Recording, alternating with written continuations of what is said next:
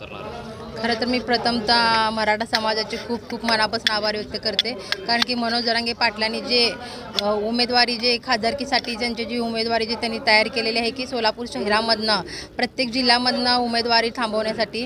जे कुठल्याही समाजाचे असू दे, आपला प्रभाग जो बसतो की महाराष्ट्र जो बसायला बघतो की दलित असल्यासारखे आणि मी खरं तर चर्मकार असल्यासारखे आणि आज या ठिकाणी जे मी पण इच्छुक आहे म्हणून या ठिकाणी मराठा समाजाच्या मेळाव्यामध्ये आलेले आहे आणि माझा फॉर्म भरलेला आहे मी सुद्धा, कारण की ओबीसी जे आरक्षण मराठा समाजाला आजपर्यंत सरकारने जे खोटं आश्वासन दिलं की अनेक आंदोलन केले मनोज जरांगे पाटलांनी गेले 1-1.5 वर्ष झालं त्यांचं आंदोलन चालू असलेलं काय, कारण की त्यांनी एक शेतकऱ्याचा मुलगा असून सनी जो खरं तर तळागाळापासून जो काम करत आले की मनोज जरांगे पाटलांनी खरं तर त्यांना खूप मानलं पाहिजे की कारण की त्यांच्यामध्ये खरंच मराठा असल्यासारखे, कारण की त्यांनी